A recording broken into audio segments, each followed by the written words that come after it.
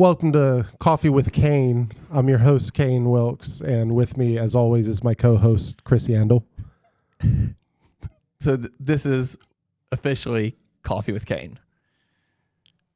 I mean, that's up to you, really. What if we did this and we only should we cross-post? Should we put this on Coffee with Caine and Training Partners? The ultimate collab. The collab that everyone's been wanting.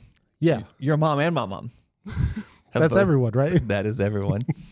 But welcome to Training Partners Podcast, episode 26.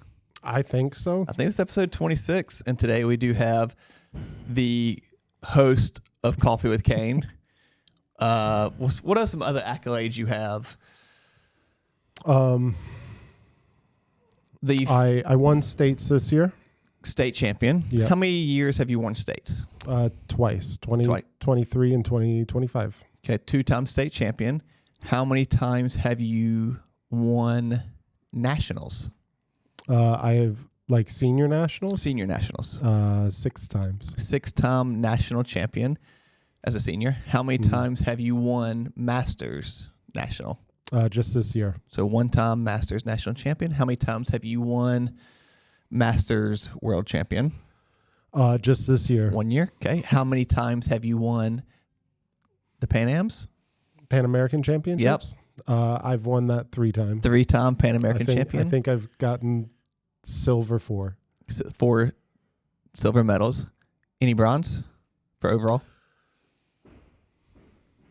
No, I don't think so. I think I placed 4th 1 year. I got 3rd in the clean and jerk that year, but I placed 4th overall. And because I don't want to push this too far where I'm like, how many times have you done this? And the answer is 0. So I'm going to stop there and leave 1-time Olympian. Yes. Near 3-time Olympian. Near 3 times. So technically 1.2-time Olympian. Yeah, let's go with that because you round down. So it will still be 1 time. So how about 1.4?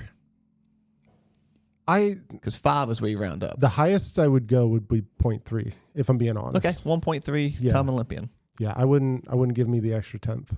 Are there any other major accolades that we missed out on? Just been, I don't know, been on a lot of world teams. I believe the total is 7 or 8. Oh, I didn't ask how many times you competed at Worlds. Yeah. Okay. 13, 14, 15.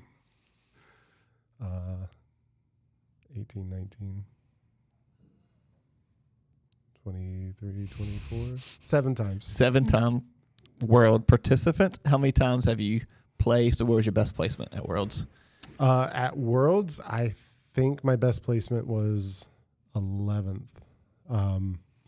Technically, my best, if you include the Olympics, I got 9th there. Yeah, so that's pretty impressive. 9th best in the world. Are you more proud of that or world champion Masters? Making the Olympics? Yeah. Or UMWF world champion? Yes. Which one of those is a higher accolade in your opinion? I think, and I would hope most people would agree, that UMWF champion is the higher accolade, because that's only been around for a couple years. The Olympics have been around since 1896. Here's the problem with doing a podcast with you, because I'm so used to just doing Coffee with Caine where I can just say anything because no one's ever going to hear it, and you'd be like, all right, you're pushing the boundary, stop. I feel like we actually have listeners now. Okay. And there's some things I want to say right now. All right, I'll try to answer a little more seriously. No, you're doing great. It's okay. just my follow-up question. Tell me if we need to just move on from it. That's fine. So you mentioned UMWF. How do you feel about the other Masters Federation with their worlds? Because did you see the real one? The World Championships. Look, at this point, it's a different. There's 2 Masters Federations. One isn't more real than the other. One is recognized by one international federation. The other one's recognized by a different international federation. Not to be too down on any in particular person, but I would imagine if you are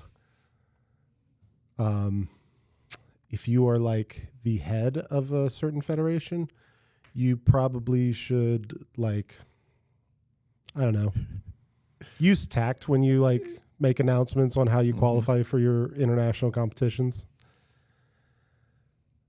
Yeah, that's probably. Yeah, I would leave it there. I'm too new to the sport to even know what the drama is between the multiple federations. To tell you the truth, I don't know much about the drama myself. Like, there was, I think people wanted it one way and other people wanted it to be done well. So there was a split, and yeah. Yeah, that's okay. But if you don't know, there was a post recently made by one of the federations, and it was just very negative towards the other federation. Yeah, it was just a post talking about how to qualify for their international, like, world competitions and Pan Am competitions, and just saying what meets count for it and what meets don't. And the post was basically saying, like, you have to use their federation approved meets to qualify for it. It's fine. With two federations, you now have to clarify that there are different meets that weigh towards your events. But the way it was mentioned was that we're the real federation and stuff like that, and it's just like, no. Yeah, I think like when our team went to UMWF championships, we weren't a bunch of fake weightlifters. We put in the work and effort and talent and everything, just like anyone else. So, and I would say the same for USA Masters weightlifting. I think I got their name right. Yep. Like, that's the people who choose that federation over USAW. They're entitled to that, and they put forth the effort, and there's competition there. One world championships is not better than the other. I don't know. One's more established, so there might be more competitors there. Whereas UMWF, I think this is their second or third year of doing it. Yeah, I think this is very new. Yeah, it's very new. But yeah, like, if I go there and I go to Worlds and I win that, like, okay, I'm a world champion in the IMWA. I think that's the issue. Like, I know with like powerlifting, there's so many federations that is confusing. And I guess maybe this is the first time it's happened in weightlifting where there's multiple federations. The biggest time, I think, like, and I don't, tell you the truth, I don't know how established it is, but like John North tried to do a weightlifting federation at one point. I don't know if it's still around. I don't think it is. But someone can let me know if I'm wrong. Yeah, it's just a lot of work to run an entire federation, I feel like. And I see like two arguments to it. Like, one is, because my initial thought when I saw that post was like, this is just a hobby for me. I qualify for the events. I have fun. I barely miss out on beating Dan Dodd, but I just go and have fun. So to me, it's like, okay, this is more opportunities to participate in a hobby, cool thing. Yeah. Now I guess at the higher end level, if you're like, hey, who's the real world champion? I don't know. See whose total was higher. It doesn't matter. It doesn't matter. Like, that's true. Yeah, I would say whose total is higher, and like you can compare that. Like, I don't know who won for my age group and weight class at IMWA World Championships, but they're a world champion. Yeah, I'm a world champion. Whose total was higher? I'd be willing. I haven't looked. I haven't done the research. I'd be willing to place money on who. Just because, like, to tell you the truth, there's a lot of weight classes and age groups that I wouldn't be willing to place money, but I know who is my age and my weight class lifting right now. And are you looking it up? I can. Are you looking it up? I was trying to, but I'm slow. I'll look it up. Well, we actually do have an actual agenda today, surprisingly. This is way different than Coffee with Caine. I know this is an actual agenda, and we're actually going to stick to it. But I do want to find out this real quick. Okay, so we found the total. Found the total. Found the total. That took more work than we anticipated.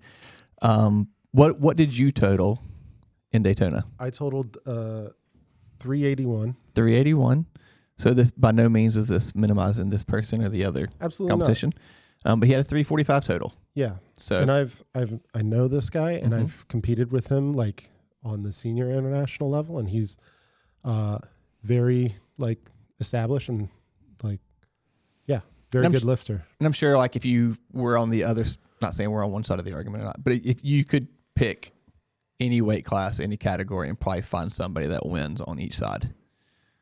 What do you mean? I don't think like everyone that won UMWF is going to be the winner if you combine both events. Yeah. Like I'm sure, for sure. I'm sure it's going to be a mixed bag of who actually won. Mm-hmm. So, but long story short, just have fun lifting weights. Yeah. There's no need to be mad. There's no need to be mad. Okay. So we had a long intro there. Caine, I'm going to interview you. Okay. Because I'm going to assume we have new listeners outside of the Coffee with Caine audience. Yeah. And they want to get to know you. Are you going to talk at all about the Coffee with Caine podcast? We can. I just have a couple of points to make. Let's hear them. I sent one of them to you. Just now? No, a couple weeks ago. Oh. We're not the only Coffee with Caine podcast out there anymore. So to clarify, the real. Yeah. We're hosts of the real Coffee with Caine podcast. Yeah, the now non-existent. How many episodes did we get to? That's one thing I wrote down. Okay, what is it?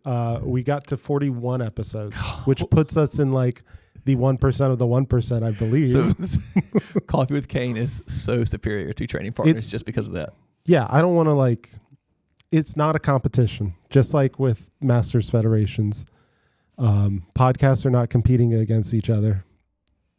And definitely not Training Partners and Coffee with Caine. If you could only listen to one for the rest of your life. Like between those two? Mm-hmm. I can tell you one's more active than the other. So I think at this point you're going to listen to Training Partners. I might, and that's actually how I found out that I was not we weren't the only Coffee with Caine podcast, because I was listening to the Training Partners podcast. Yeah.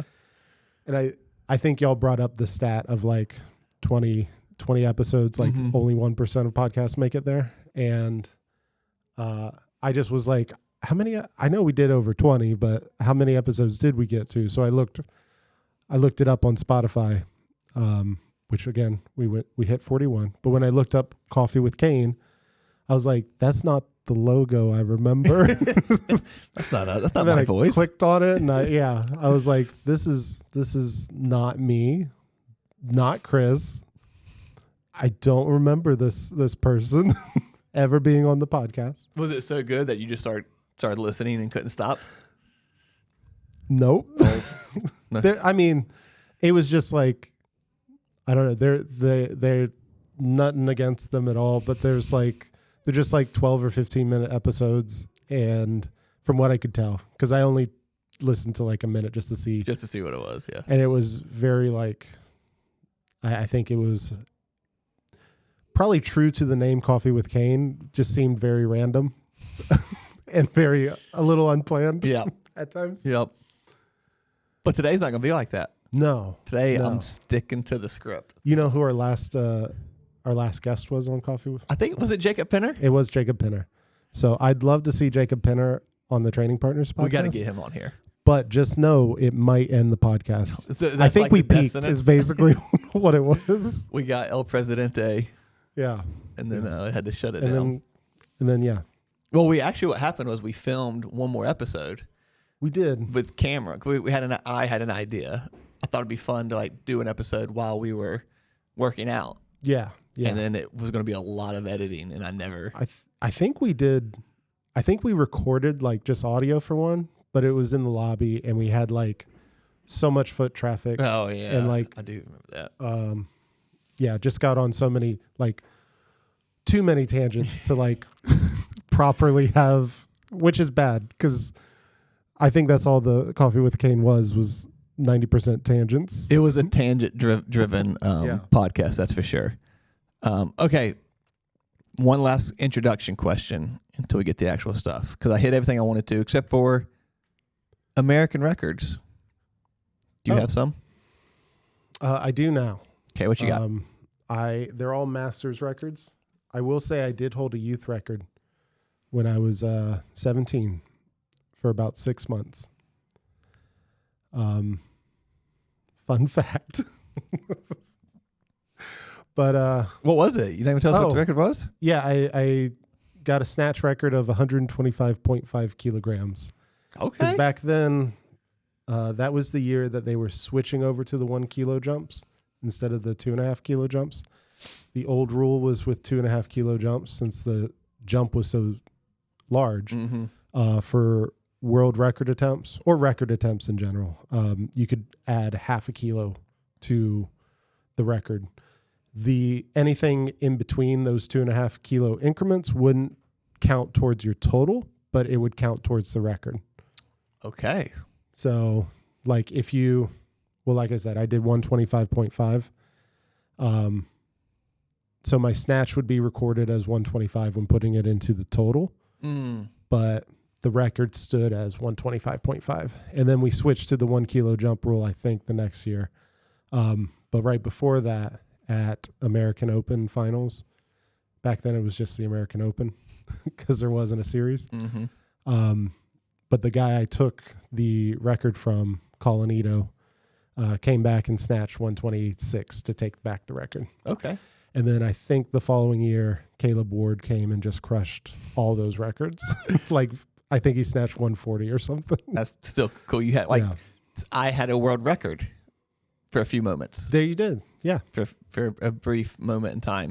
And then I think immediately, that's the first time I said that, Sean was like, they don't even record it. They don't even record the one at the end. Thanks, Sean. I know that. First in my bubble. Okay, what Masters American records do you have? So I hold the Masters American record in snatch, clean, and jerk in total. It was a little higher, but they reset it with the new weight classes. Actually, I matched my snatch, 176 at finals. And then clean and jerk, I think it was as high as 214, but I did 205, and that was good enough for the record now. And then those also count towards UMWF world records. So, yeah. That's great. Yeah. And then the last one, because I like to say this when I'm trying to talk you up to people and make you shy in front of them. 4th or 5th American to have 500 pounds over your head? I am the 5th American to clean and jerk 500 or more pounds in competition. I think there's been 6 now. I think Aaron's done it somewhere. So, yeah. That's pretty cool. It's all right. It's all right. I love how humble you are. All right, well, let's get into getting to know you a little bit. How did you originally get into weightlifting? So we're going to go way back 26 years ago. 26 years ago, yeah. I think it was the summer of 99. I thought you started singing a song there. Yeah, that song was on. No. Yeah, it was like in 1999, I think that summer, my dad became the strength and conditioning coach for our like middle school and high school football teams. He branched out into like helping out the track and field team, and even like helped some of the tennis team, and I think the girls softball team helped out a little bit too. But when he started doing that and making programming for us, shortly after, he kind of was trying to find ways to improve the program and improve our like training regimen, and sort of rediscovered the lifts. He had like dabbled in it when he was younger, but had never really he hadn't competed or anything.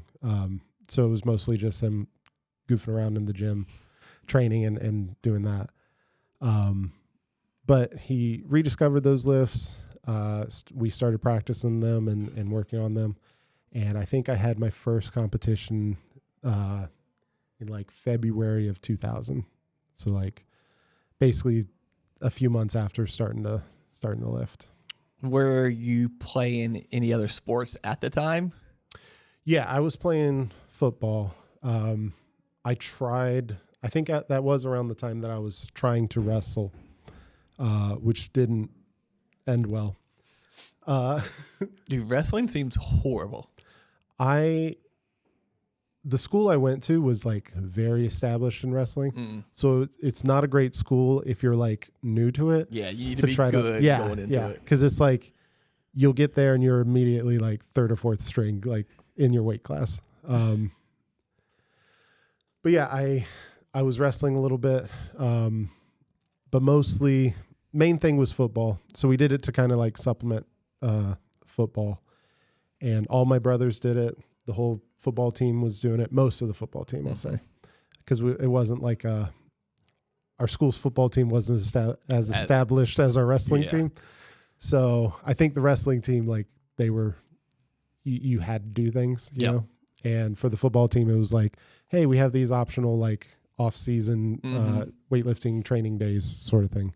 So at the beginning, it was more like supplemental to football. You were just doing it to get better for football. Yeah. For the first couple years, it was mostly just to help with football, at least for me, because my other brothers played throughout high school. Not my younger brother, Cord, but basically I played through 9th grade. After 9th grade football, I kind of realized I was enjoying football a little bit, or enjoying weightlifting a little bit more, and so I decided to focus on that. Also, partly I had quite a few friends that were stronger than me at the time. And I basically was like, oh, we all stop and play football. If I just like focused on weightlifting, I'm going to be stronger than them in no time. That's smart. Yeah. It took me 3 years to catch up to them. But who's laughing now? You think you're still stronger than them?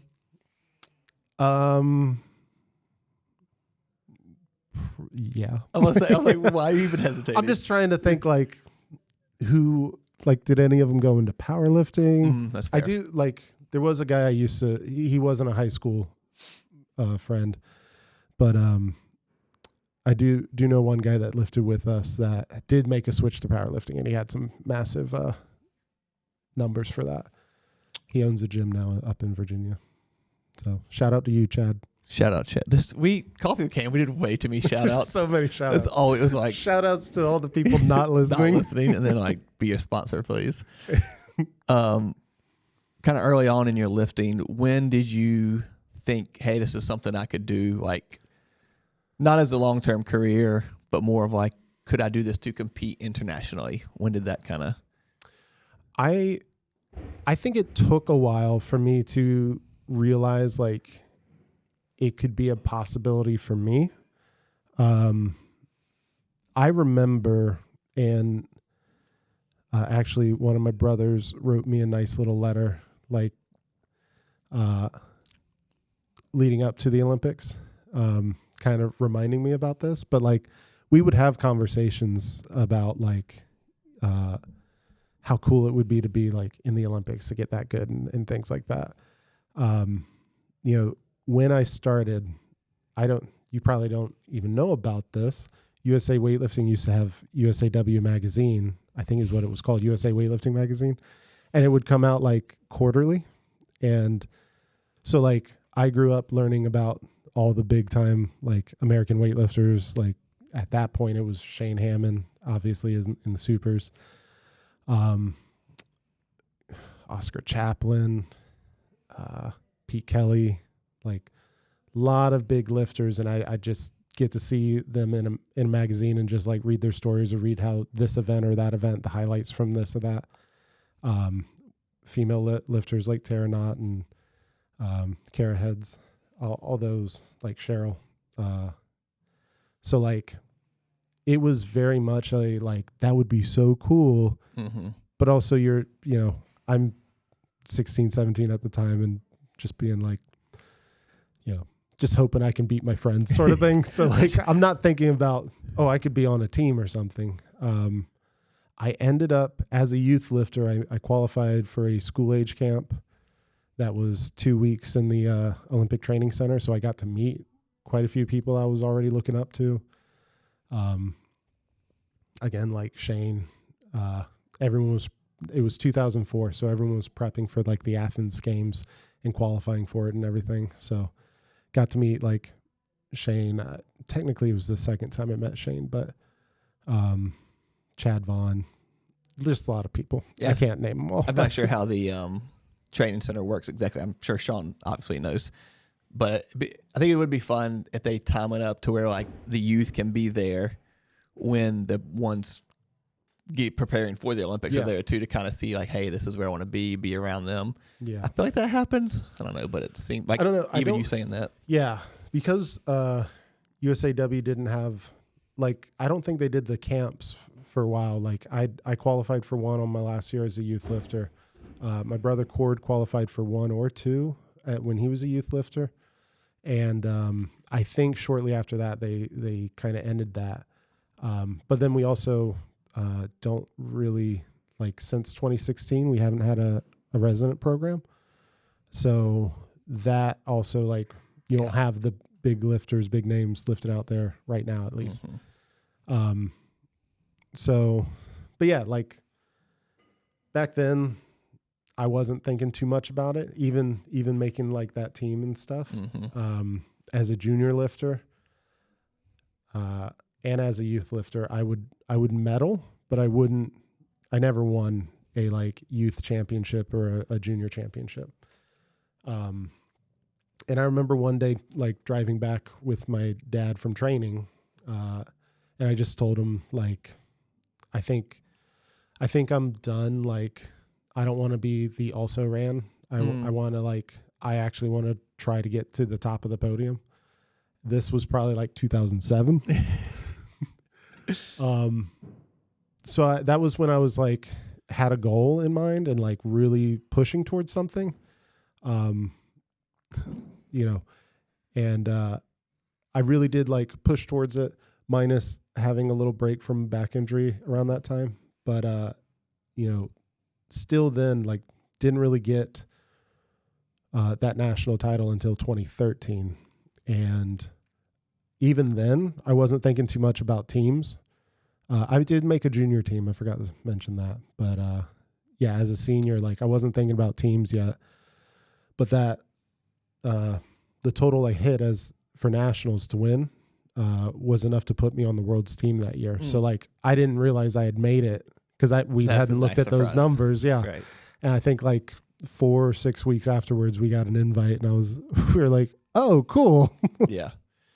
And that kind of happened to us at finals this year too, when there was some numbers games going around. Yeah. And then like someone whispers in my ear that I think Taylor came up to me and she was like, just so you know, if Caine makes this next lift, we have to do a 9 kilo jump so he can make was it Pan Am's? Yeah. That would have, I think, put me on the Pan Am team. Yeah.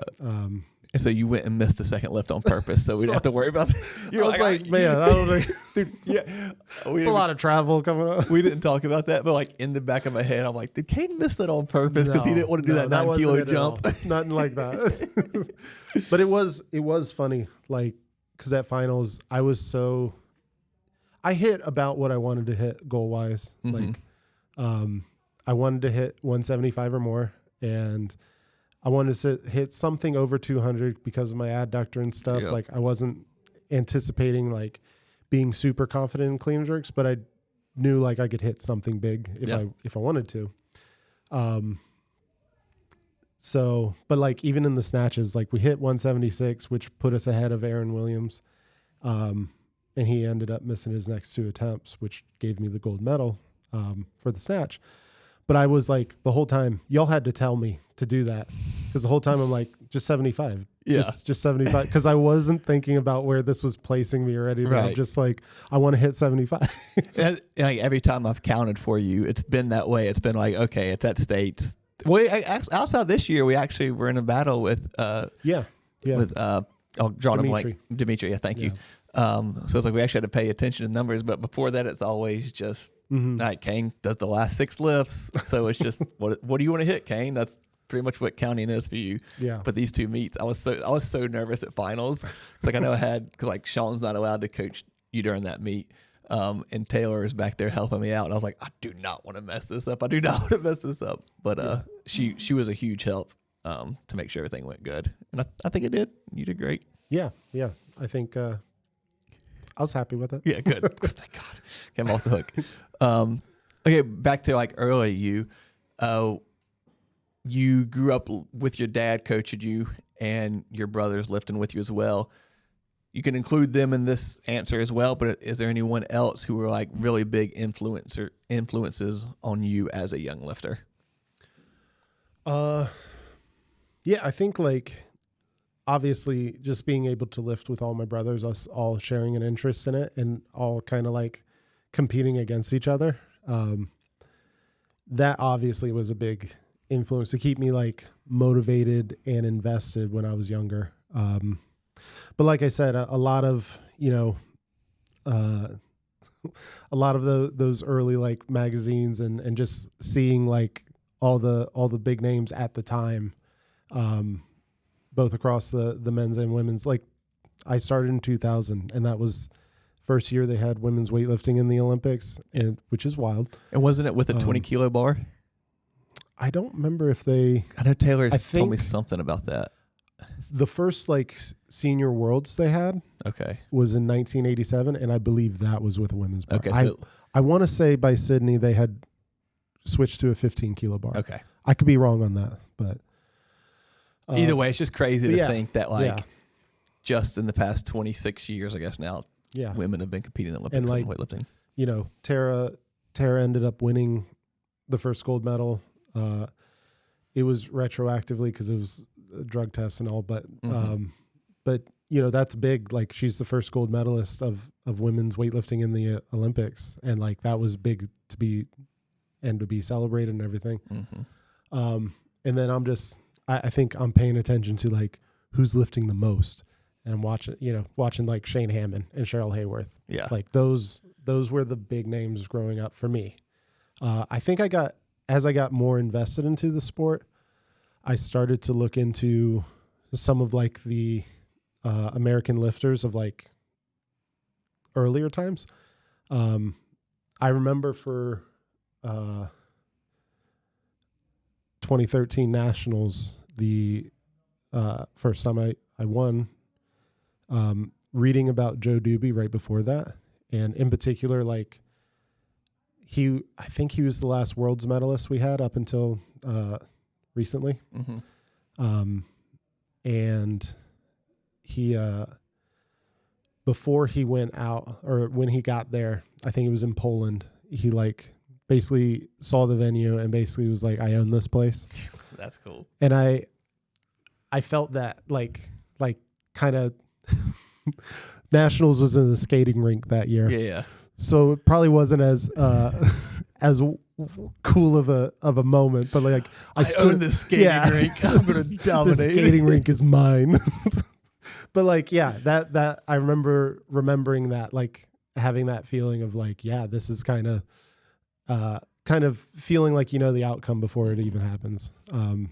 So like, yeah, I know, like, I'm sure there's some international weightlifters I watched too. You know, we had some old Iron Mind posters in our garage and gym and everything throughout the years. But like, I grew up loving American weightlifting, honestly. That's really cool because it actually reminds me of another thing Sean always talks about. The best time to live was like the early 2000s, late 90s, where you have a little bit of internet, so you can still like access some things, but like it's not overwhelming and instantaneous.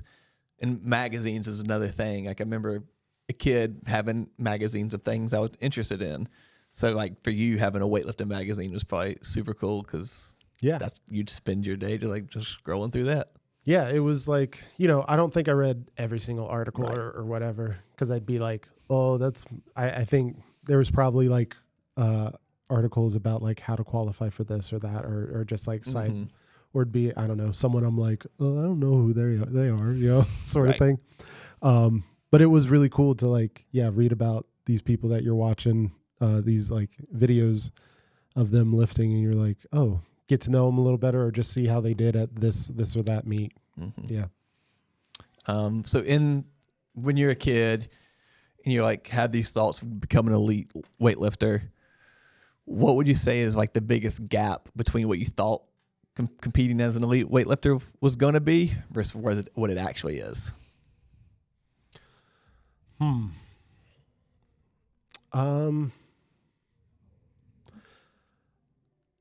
I think probably the biggest disconnect is that, like, every lifter has their own kind of quirks or their ways to process like their lifting. What am I trying to say here?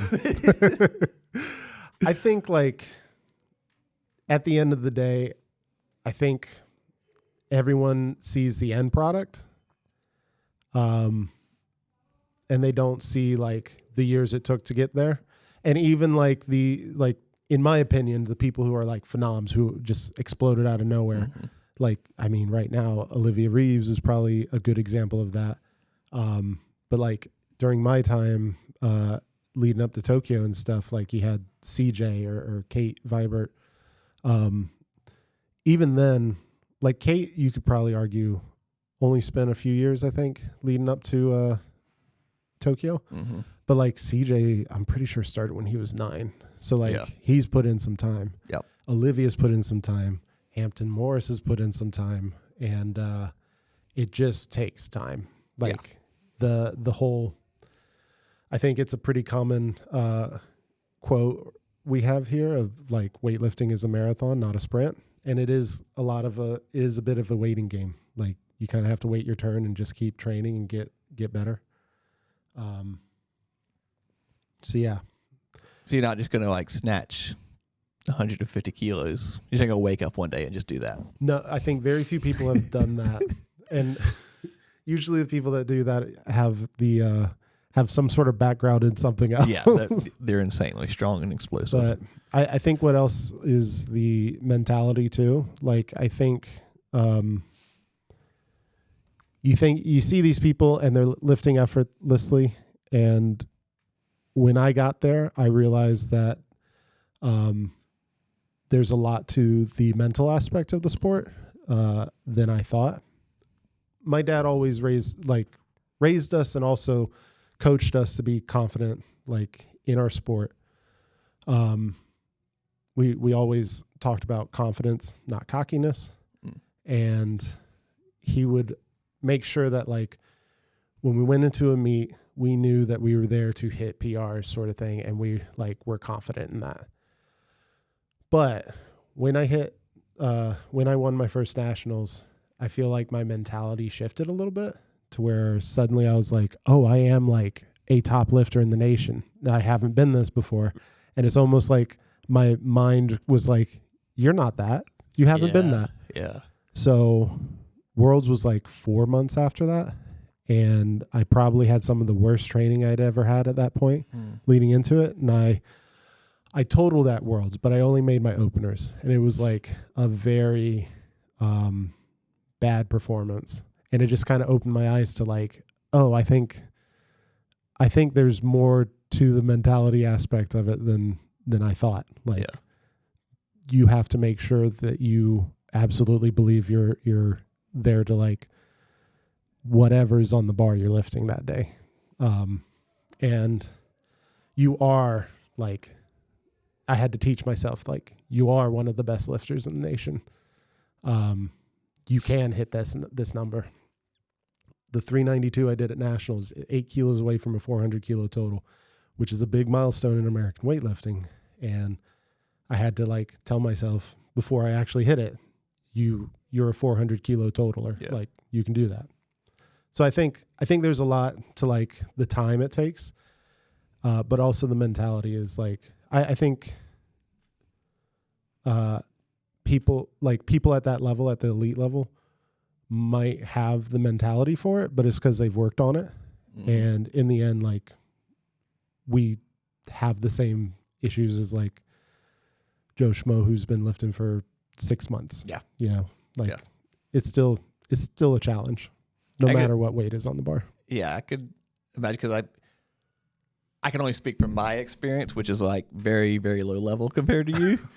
But I've noticed that with me when it's like, okay, the first time I did Masters Nationals, I was like, oh, this is just another day of lifting. Like, I'm not going to win. It's just for fun. But I got there for my first lift and I was so nervous. I was like, what? I'm like, why am I nervous? It's just another day of lifting. I'm going to do all 3 of my snatches before anyone else goes. Why am I nervous? Yeah. And then like same thing when it goes to like the long term of it is like I snatched 100 kilos for the first time and only time.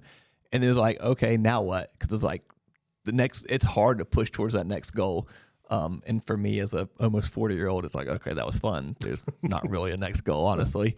Let's just have fun. So I couldn't imagine having to like fight through that, keep chasing goal over and over. Yeah. And that is kind of it. And then at a certain point you are like done chasing goals. So you go into high rocks. So are you done chasing goals? Not quite. Okay, just saying. We'll take I don't know what the goals are, but they're not. It's not high rocks. Hold on, I've heard word on the street there is a high rocks team brewing. Yeah, like a relay team. A relay team. You want to address that? Yeah, I think if a few people get their way, there will be a high rocks relay team consisting of our very own Sean Rigsby. Yep. Our very own Caine Wilkes. Yep. Friends of the team, Tom Soroka and I believe Cesar Flores. I don't know if Cesar knows about it yet. I think he was. I want to say they like Taylor or Sean texted him. Okay. And mentioned it, and he said it was in. He said he was in, but I think that's the only like talk we've had of it. So I think it's one of those where like it's all fun and games until it's like serious. Yeah. And then you're all well, the whole time you've been pumping the brakes the whole time. Yeah. But the other three are like, let's go. And this is the problem is like I don't think anyone wants to lunge, and I hate lunges, and I like if I have to do lunges, absolutely not. If it's like rowing and I don't know what. Oh, I think I wanted to do the sled push. I mean, Sean offered to do the burpees. So like I know that's big. That's huge. Because I would also not want to do burpees, but man, I do not want to lunge. I would much rather lunge than do burpees. Especially like your knee has to touch, right? I mean, that's the standard. They're not like, yes, that is the standard, but I don't want to get penalized or anything. You can get penalized, right? You can. Yeah, I don't want that. Okay, back to a real sport, weightlifting. So obviously you've been around a lot of talented lifters, like in your whole life, like your brothers, being part of Muscle Driver. You're part of Muscle Driver, right? I was for 9-10 months. 9-10 months. Yeah. Being around here with people like myself and the other high talented weightlifters, going to camps and all those good things, competing at international levels. When you're around people like that, what have you noticed about yourself that kind of separates you? It could be a good or a bad way. Like being around other talent, like what separates me from other talented or elite weightlifters? Yep. And let's call it talented. Maybe ones that didn't make it to elite. We don't have to say any names, but like you've been around a ton of talent. Yeah. What has separated you to where, hey, you've been able to do this for a long time and sustain, like you're still competing at a high level, still winning gold medals in the U.S. Like that's not very common to happen this often or this long. Yeah. I think probably like I could think about it and maybe give you more of an answer, but like I think the longevity is probably the thing that separates me. And probably in a good way, but also maybe a bad way, like just an overall stubbornness. 'Cause like talking about weightlifting being a marathon, there's a lot of people that do not hold on to weightlifting that long. there are people who have like, who have trained like 10, 15, 20 years, but haven't like worked towards an elite level and then wanted to like stay there very long. Or they just don't like, they live for 10 years. They don't make a team. They don't medal nationally or, and then they're like, okay, I'm done. And then they're done with the sport. And I think like I wanted a medal. I wanted to win. So I spent 13 years of my life to get to that medal. And I was like, okay, I want to win a lot. So like, Yeah. I want to make teams. I can actually make runs for the Olympics now. Like I want to like go for that. So then like I kept pushing for those titles and things and made an Olympic team 20 years after this, 21 because of Good old postponements. Yeah. But yeah, like not many people say I've made an Olympic team after 20 years. Like, I don't think many people can say that in any sport. Most of the people who spend 20 years in the sport, like they're good enough to make the Olympics a couple times, Yeah. Yeah. And, not to say like I was close. I was a near 3-time Olympian. Yeah. I was in the running for like 3 quads. And I like for Rio, I put weight on the bar I needed, even though I can tell you in hindsight, I didn't really feel very confident in it. So going back to what you said earlier about like saying, when you need to lift it. I took a 21 kilo jump and everything, but yeah. And then like for the Paris quad, like I was in a position to where it was actually if someone else lifted a certain weight, like things would have jostled around. I'd have been in, but I think just like persistence in the sport, whether it's smart or not, is probably what separates me from a lot of lifters. There are a lot of persistent lifters that like do well because they're persistent, but I'm probably the outlier in like, this is probably not the normal thing of like, being in the sport for 26 years and everything. Yeah, it's very stubborn of you. Yeah. Sorry. It's okay. So throughout that time, how has training evolved for you? Like, have you noticed any significant changes, like as you started getting higher and higher with your abilities, that the style of training or like anything you noticed changed? Yeah, I think, I think I already said it a little bit, like, there was a point where I got a little more serious about training, where I probably wasn't, I don't know if I was lifting recreationally at that point. I wouldn't say that, but I kind of went from like doing it for fun to like trying to be competitive. So that was like a transition from like my junior to senior career. And then from senior to master, which is basically my master's career started basically right after the Olympics. The Olympics happened in 2021. I aged into master's category in 2022. So there was like, 6 months between that. And so it was more like after the Olympics, I kind of like switched gears a little bit. And I won't say that I went to like going back to a recreational lifter or anything like that, but definitely like toned down the amount of training. I went from, I was training like 6 days a week all the time. No questions asked. No questions asked. To like, I basically, when I got back into it, I was probably like 4 or 5 days a week. And now I'm probably, this last year was a little goofy because I was dealing with a lot of injuries. So this year, the goal was for 4, and I was probably averaging between 3 and 4. Yeah. So yeah, like that's probably been the biggest thing, is just like as you get a little older, and I'm trying to still hit big numbers, like I just need more recovery time. Yeah. So the good thing is like my training age is so big that like I don't forget about how to lift like overnight. Well, most of the time. Outside these past 2 weeks. Oh, wait. We won't talk about that. So these next two questions, they may tie together, and I think I may know the answer, but I don't want to stray you. What has been the most difficult phase of your lifting career physically? Physically. So you know what the next question is going to be. Is it about my back? Or? No, the next one's mentally. Oh. I could see those going hand in hand. Yeah. I probably do have different time periods for each of them, though. Okay, let's hear that. Because I would say physically, I haven't had a lot of major injuries. Like I had my wrist that was more or less like a nuisance throughout this year.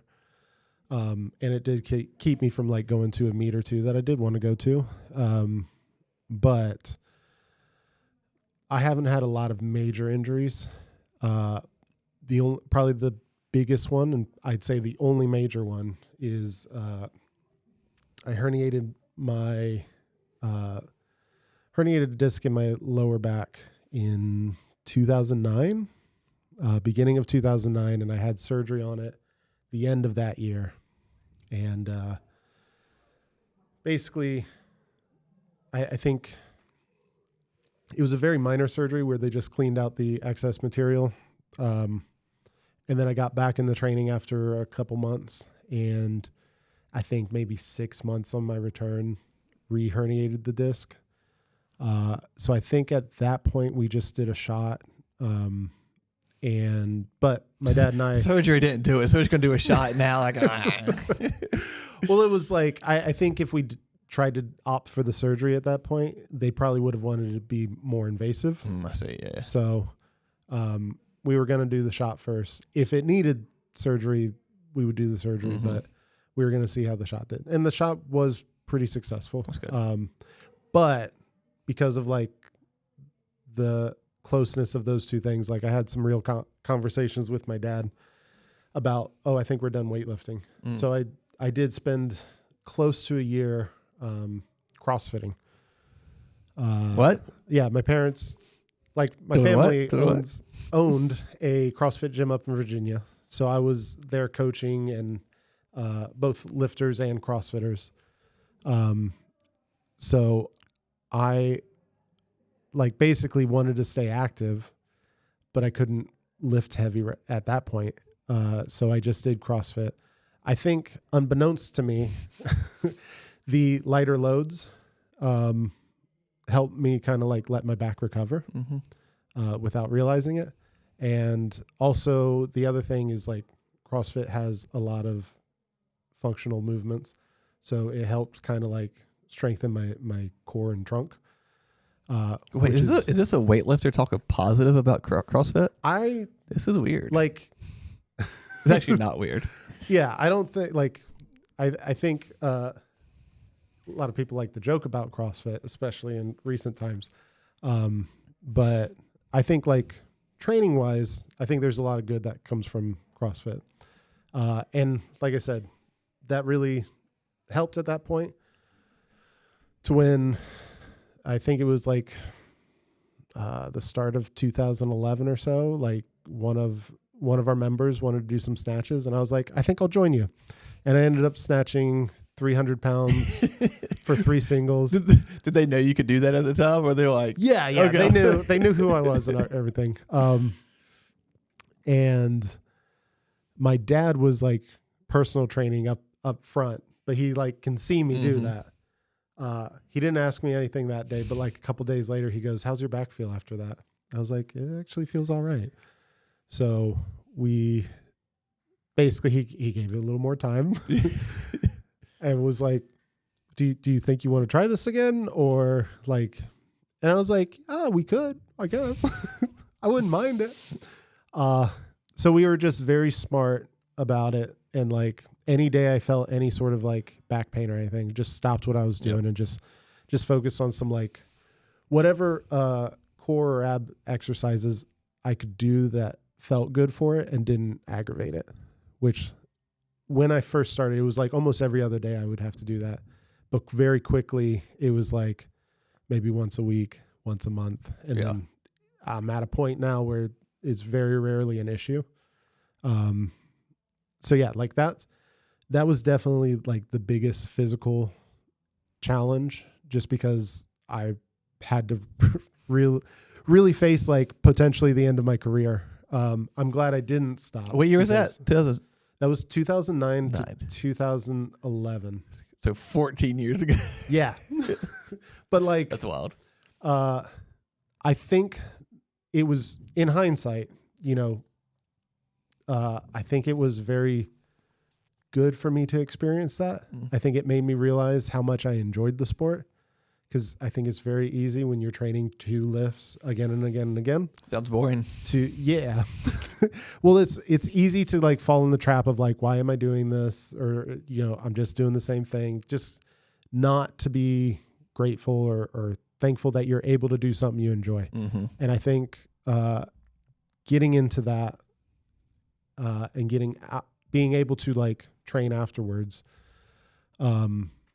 made me realize like what are you doing? I'm just it helped me realize like every day that I'm in the gym, I can actually view as like it's a blessing. Like it's a chance to do what I enjoy. Makes you appreciate it more. Yeah. Just like, don't take it for granted. So yeah, I would say that would be the biggest physical, and I learned a lot from it. I have one quick detour question on that. Sure. Was this around the time that you did the 100 overhead squats unbroken? Was that during your CrossFit time? Yeah, I think it was around then. May have been, technically it may have been before I actually injured my back. Okay. Because we were... So that's what injured your back. Yeah.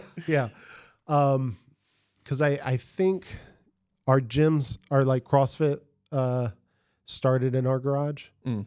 And when I did those 100 overhead squats, that we were still in the garage.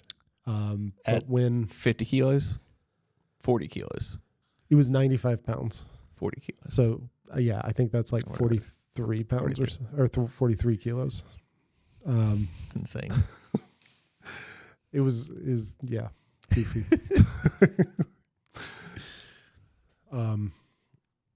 So yeah, that's physically probably the biggest thing. Mentally, or did you want to ask me that question first? No, that was it. Yeah, So you go ahead to the biggest difficult you faced mentally.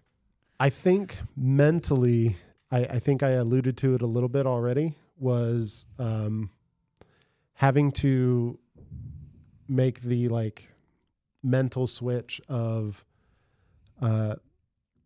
being a lifter who also competed, or like a good lifter, to like accepting the fact that I'm an elite weightlifter or not like a top lifter in my category and things. So like I said, when I first hit my national title, it was super great, super excited. But I think like there was a voice in the back of my head that was like, this is different. And I'm not sure, like it's out of our comfort zone.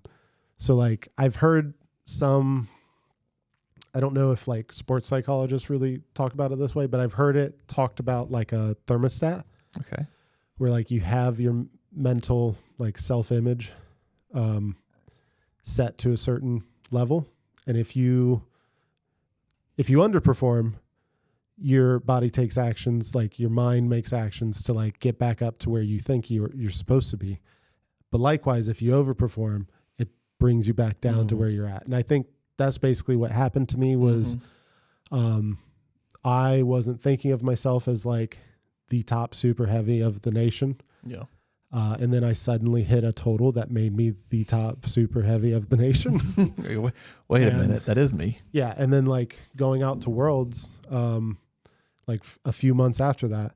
And it was probably like, I don't even remember if I was having these like thoughts back then. I definitely had them after, but I was thinking to myself a lot about like, do I deserve to be at a world championships? Like, I'm not that good, right? So it was like after, had a lousy performance at Worlds, and I kind of like had a very real moment of like, I don't think I'm cut out for this sport. I don't know if I'm really like good enough for it. And that was like my dad, who has pretty much been my coach. He had been my coach up until that point, and he has been my coach my entire career, minus maybe this year. But he, in his like, good on him for doing this, he kind of told me like, hey, your mentality is not where it should be at. And then the other thing he did was he said, I don't think I'm the person that can fix that.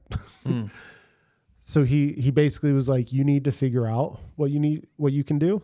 But like, I don't think like I'm not qualified. Yeah, that's huge. That's huge on him to be able to say which is that. Great. Like, so he basically told me like, you need to work on this. And I think that's the biggest thing I learned is like, you can talk to a sports psychologist, you can read books, you can do, the main thing is that you find what works for you and you work on it. So like in my case, I started off, my dad did have like a couple of CDs that were talking about like the mental aspect of sports. I think it was more about archery, but a lot of like just about every sport on the mental side of things, you're experiencing a lot of the same things. So he gave me those and I listened to them all the way through. And then I started to like try to find books that were just talking about like, you know, not necessarily like deep books into psychology, but like sports psychology, just like the mental game, those types of things. And then we had a member of our gym who was also big into like motivation and I don't want to like self-help books. Yeah. Big fan. Yeah. Sarah makes fun of me. So he started to like recommend some to me. I think one of the first books I recommended from him was David and Goliath by Malcolm Gladwell. Have you read that? I have not. It's a very good book. Like it starts off with the story of David and Goliath. But it talks about, you know, we see David overcoming this huge obstacle, huge challenge.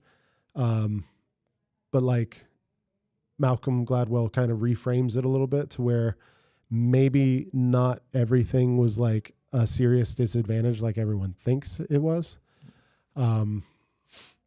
So, and does it really well. And that's not the only story he goes into. He also goes into other historical events and things that throughout the book, and just kind of reframes them to where like maybe the underdog isn't as much of an underdog as you think.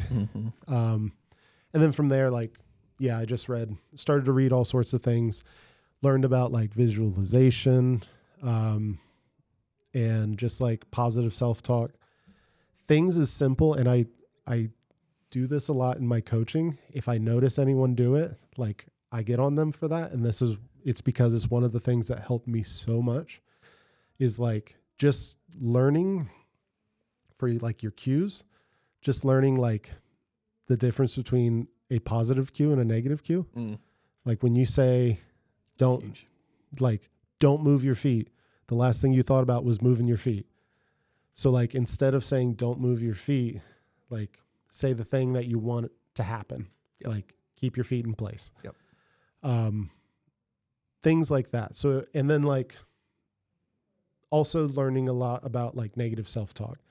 So like when I hear that from someone, I go, hey, why are you saying that? Yeah.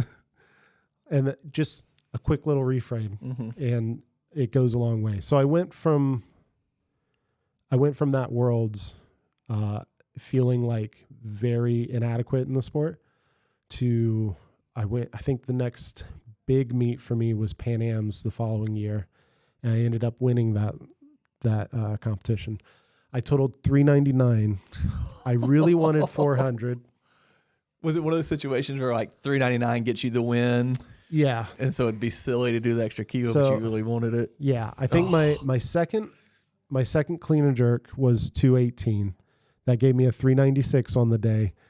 Secured gold overall, but then I believe the Cuban lifter clean and jerk 220, which kept him, like, I still had the total secured, but we went 221 for the gold in the clean and jerk, where I really wanted 222. But yeah. And for those that don't know, like in a local meet and you want to hit that 200 total, your coach is probably going to let you go do that 200 total. But at a meet at Pan Am's or high or anything, the goal is to bring home as many medals as possible, and specifically gold. So they're going to take the lowest risk to get that gold medal. They're not going to give you that extra kilo just because you want it. Yeah. So I was very like, I mean, I made the lift, so I wasn't that bummed. You know, I left with I think I was bronze in the snatch and then gold in the clean and jerk in total. So like, left there with way more than I was expecting. And then I did hit my first 400 kilo total at nationals, I think a few months later. So like things definitely started to trend back where they should be. But yeah, I think both those, the back and like me having to really work on my mental game, I think those were both huge to kind of help make the lifter that I am, you know, and have been for like the past 10 years or so. Yeah. I got 2 more questions on this segment, and I think you've kind of already answered these. Okay. But I want to see if there's anything else you want to add to it. This one's talking about how you handled those setbacks and injuries and like disappointing performances. Is there anything that you haven't mentioned that was a big help for you to like get through those tough moments? I think a big thing that people forget too is like remembering your why, the reason you do something. It doesn't have to be super dramatic or super like complex. It can just be simple. Like I always think about, for my like the reason why I continue to lift. There's a lot of like different little intricacies. Like I was talking with Emily, and you know, I'm a quiet guy usually, and probably the larger group there is, the more like timid I can be. And I would also say like I get very self-conscious. Like I'm just very aware of like where I'm at and like who's looking at me and stuff. So like there's a very few times and with like certain people that I feel like, you know, I start to get acquainted with you and like I loosen up and stuff. But like there's a couple of times, obviously with my wife, Emily, where I don't feel like I have to do that. We're pretty good buds, and I don't feel like that around you.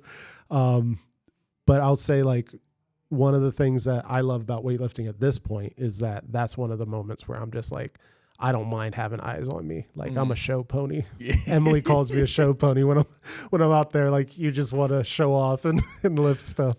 So I love it because of that. But like my real reason why is just always remembering like what attracted me to the sport. Like when I was 12, 13, like I just enjoyed it. I liked the challenge. And the challenge can be so many things, from like adding a kilo to your lift to learning a new technical aspect and like trying to drill that better. But I think always keeping that in perspective and remembering that bad lifts don't make a bad lifter. Like, you know, I have had a pretty successful career that I'm grateful for. I've also missed a lot of lifts to get there. So like bad lifts happen, bad days happen. I always like to think about like,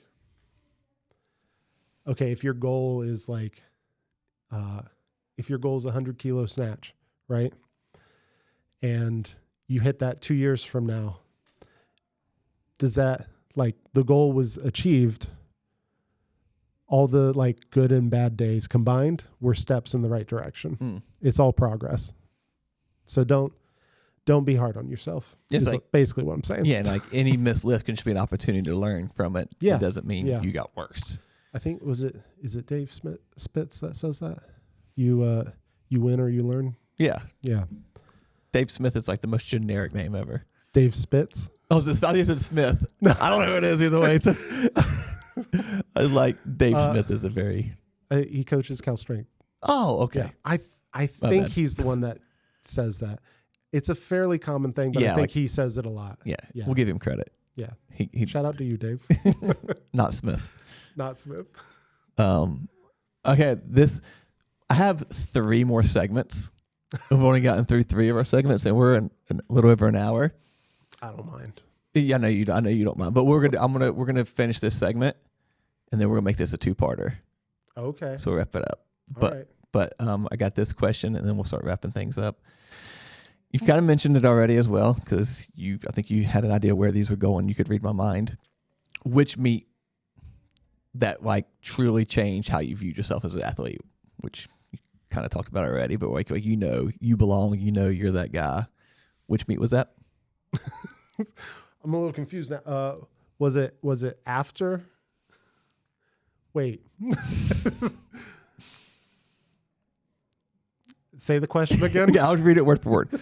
Was there a meet or moment that truly changed how you viewed yourself as an athlete? I think it was that first national meet where I really did. Yeah. I could also talk about 2015 nationals, but That's your best meet ever, right? yeah. What was that one? I mean, do you want to talk about? I'm not trying to rush you up. Yeah, we're different not. segment or No, do that. That finishes up the segment. Let's do that because here's our next 3 segments we'll talk about on the next episode. The Olympic experience. So we haven't chatted about that. No.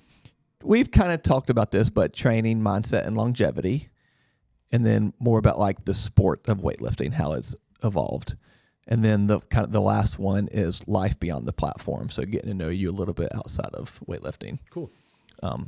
So we'll do all those on the next training. But we're not done. We're not done. You got to answer that question. Okay. Talk about your 2015 nationals. Yeah, it was as you alluded to, or I think you just flat out said it was my best meet ever, best total ever. I ended up going 6 for 6, snatched 186 kilograms, clean and jerk 230 for a 416 total, which put me as the number 1 lifter in the U.S. I won best lifter that year, and yeah, like it was a very good meet. We were on Muscle Driver at the time, so that was one of the few meets. I think we've only done it, I guess. Sean can fact check me, but that was me and Sean competed in the same session that year. We were both muscle drivers, so we were teammates. Is this the year where he hit his 182 and then 185 clean and jerk? I thought he did like 192 that meet. Okay, that's his. I think that's his best total ever. Okay, I randomly came across the video of him where he clean and jerk 400 for the first time. Okay, no, I think that was. I don't know what year it was. I want to say that might have been at an American Open. I can't remember. But yeah, I think that was one of like. I think as far as national meets go, before Masters Nationals this year, I think that's the only time we've competed as teammates in the same session. We did it a couple. We had a couple of muscle driver local meets. Yeah, obviously we're lifting as teammates there too. But right. I think that would be the only time we both competed as teammates. We did compete a couple times as enemies. No, he went to Worlds in 2019, and we both did the Las Vegas International Open the same year, I think. But he was lifting for Ireland, and I was lifting for the U.S. So you got talk in the back room. Yeah, we didn't. I was just like, "Who's this guy?" Yeah. But one of my favorite pictures is from States 3 years ago, maybe. And it's like, I can't remember if it's focused on you or him, but he's definitely in the front of the picture. You're in the background. And I think it's the focus of the picture is on you. and you're all just like doing a silly like this, and then Sean's just in the front, just like dialed in, like his shoulder is barely hanging on, but he's still got the full energy, just full focus. Then you're just back there being a goofball. Yeah, which it's funny because I think we both go into competitions with the same mentality. Like I think he said it before. Like you have to be a little delusional when you walk into. You got to own that skating rink. Yeah, you got to own that skating rink. My name's not on the lease. Like I don't know, but yeah, like he walks in and he's like, I own I'm beating everyone in this room, and I go in with the same.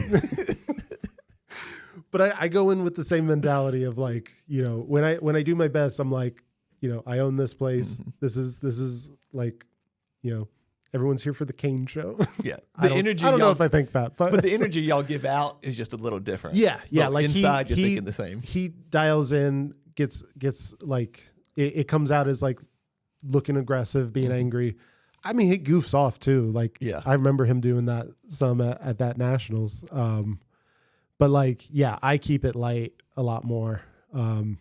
Crack jokes, like I think I'm usually trying to find ways to like calm myself down.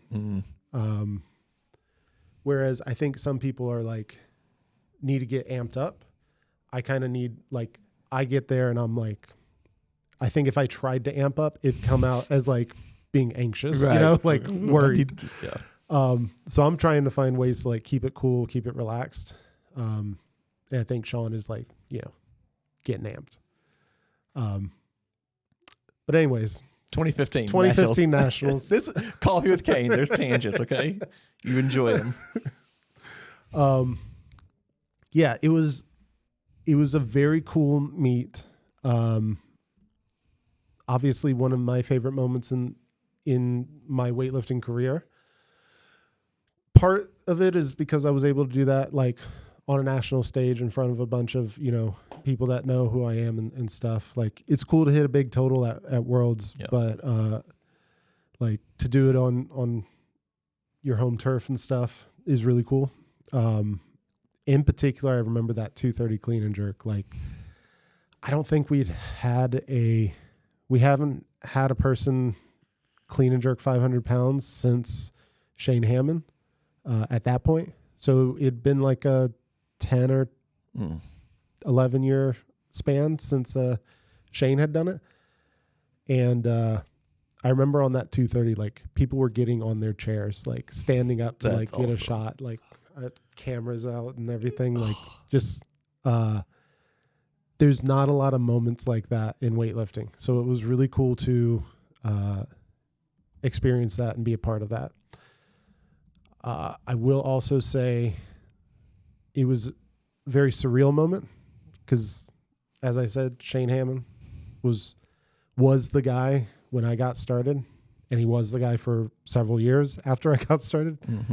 I believe he lives in Oklahoma, and he drove down it was in Dallas, Texas, and he drove down to watch, and I got to talk to him like right before my session, got a little picture with him. That's so cool. And he was just like, it was really cool to talk to him again, but this time it was like, the couple of times I met him when I was younger, it was like, me meeting like my hero.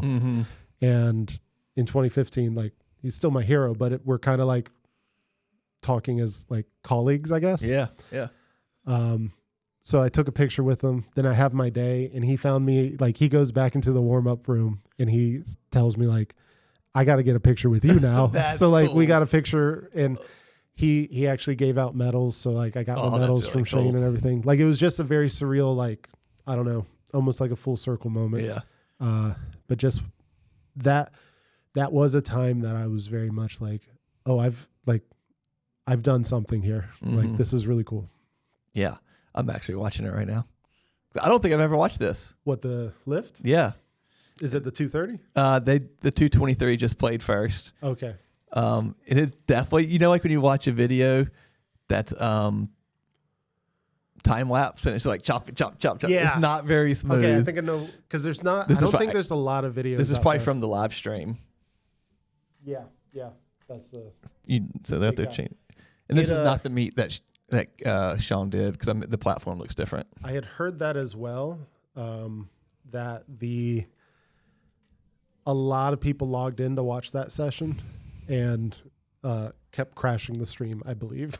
Oh, yeah, it literally says buffering right now. I'm like, when's the last time you watched this? I haven't watched this in a long time. Dude, that's awesome.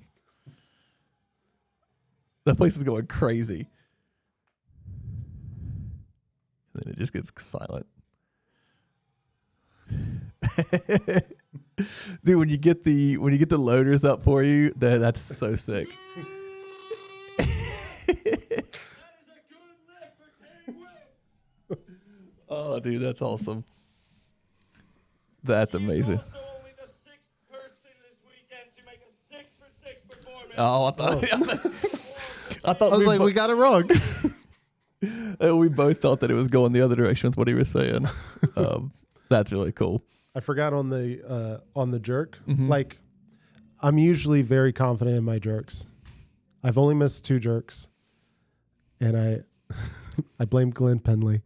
That's another story, but I don't really blame him. I blame missing jerks. But usually, if I clean it, I can jerk it, and Except for those 2 times. except for those 2 times. But I remember on that 230, like I got it up and I was like, easy, got this. And I like adjusted my grip, and like on the catch on the second one, like my core just kind of like did one of those things where I just kind of like wobbled a little bit. Yeah. And it's just the fact that you have 230 on your shoulders at that time that I went from being like, got this, to like, Uh-oh. Look, I just throw it over your head, see what happens. Just throw 230 over your head. Sweet. Yeah, that's easy. Oh. But yeah, that was for many reasons, that was a definite highlight of my lifting. That's cool. Yeah. I'm glad I got to finally see that. Okay. We're going to go rapid fire because we did 2 of our 6 sections. Okay. We didn't even do half. We did a third. So we're going to knock out the rapid fire. And then wonder if Sean's back, all 3 of us can be on That'd be good. That'd be fun. Yeah. Because I'd I'm like off to hear next week. So yeah, I'd like to hear y'all interact some because y'all have been around each other so much, especially in this sport. Okay, so rapid fire, you know the rules. no. Okay, the rules are I give you a question, you don't think, you just answer. Okay. Snatch or clean and jerk. Snatch. It's been I didn't think that's what you would say. It's definitely been different throughout the years. Okay. Like, I've been in the sport long enough to where there was a time I liked snatch. There was a time I liked clean and jerk, and it just goes back and forth. But yeah, I think I love the challenge of the snatch more. Favorite meet you've competed at? Favorite what? Meet you've ever competed at? I mean, it's probably just fresh in my mind, but 2015 Nationals. Over the Olympics. I mean, the Olympics is also like it'd be one of those 2. Okay. And I don't know if I can pick off the top of my head. Least favorite training day? Least favorite, like, day of the week? Just what comes to your mind? There's no qualifiers. Your least favorite training day? Probably just the other day. Oh yeah, that was pretty bad. You came up to me like, not having fun. I think I'm just going to go home. I was like, Caine, you should probably go home. Yeah. There was a major disconnect. It's major, so bad. Dude, everything's just like ties together. One lift you're most proud of? Well, I would say probably the 230. This is bad. Like, I get joked a lot by my friend outside of this gym. Like, when I coached at CrossFit Indian Trail, a lot of the weightlifting members there would joke me about how much I talked about 2015 Nationals. So if they're listening to this, they're going to love the fact that I'm talking so much about it. But yeah, the 230, obviously. I will say the first time I hit 500 pounds was a big highlight. That was at a Muscle Driver local meet. And Sean was judging. I'm pretty sure, I don't know if it's in the video or not, but like we had paddles for lights or whatever, and he just like throws up the pedals as I'm like shooting guns. That's amazing. So, yeah. Best post-meet meal. I am a big fan of a burger and a Coke. Burger and Coke. Yeah. That's good. One lifter you loved watching. One lifter I loved watching. Shane Hammond. There you go. One word that describes elite competition. One word that describes elite competition. So, like, for us that don't ever get to experience what it's like to compete at Pan Ams or Olympics or Worlds, one word, how would you describe that? I mean, again, it's fresh in my mind, but probably stubborn or persistent. There you go. Maybe diligent. Yeah, I think that's a good. more positive. That's a nice way to say stubborn. Yeah. Advice you wish you'd listened to sooner. Don't do technique work on your back squat at 90%. Yeah. Okay, cool. That's I didn't really get into that, but that's We'll get it. That's about how I blew out my back. When we get to the training mindset on the next episode, we'll talk about that. Okay, that was all the rapid fire. Two last things in closing. Actually, three things, because I have one thing I wanted to mention. We've talked about it on Coffee with Caine, the other podcast. And I've told you before, but it's cool doing this with you as like you owned CrossFit Indian Trail for a while. My first CrossFit experience was at CrossFit Indian Trail. It was not the time you owned it, but that overlaps there. And then when I joined my first CrossFit gym outside of a Groupon, me and the owner would always watch lifting videos because lifting was my favorite, and we'd watch videos of you. So it's like, oh, this guy's in the Charlotte area. The dragon with the long hair. This is cool. So it's just fun to go from someone who used to just watch you lift to now I get to watch you lift and hang out with you as call your friends. Pretty cool. So I enjoy that. Chris. Yeah. If someone listening wants to chase excellence in lifting or anything else, what's one principle they should carry with them? Can you repeat that? Nope. You just got to go. So someone listening, they're chasing excellence either in weightlifting or not, just in life. What's one principle you believe they should carry with them? I mean, it's probably the biggest thing I've learned with my sport is like keep at it. It will get challenging, like learning and mastering a craft, whether it's a sport, a hobby, like, I don't know, music or whatever. Like it just takes time and effort and consistency. So like work at it, and you're going to struggle, but like keep at it. Yeah. I like that. Don't give up. Yeah. Cool. Well, Caine, that's negative talk. Oh, damn it. So keep it up. Keep at it. Keep going. Keep going. Just keep swimming. Just keep swimming. Thank you. I love it. Well, Caine, thank you for taking time off work to be here with me today. No problem, Chris. And I took the day off. I'll speak for Called everyone. out just Yeah. I don't want to speak for everyone, but I will say we all appreciate what you do for weightlifting as a whole, and especially if you're here at the gym. So thank you. Thanks, Chris. Okay. Well, enjoy the rest of your 2 weeks off of work. I mean, at this point, it's not quite 2 weeks. Well, it was. I guess I have next week off. Yeah. And including the weekends, it's about a week and a half, I guess. Heck yeah. Good for you. Well deserved. You're a hardworking man.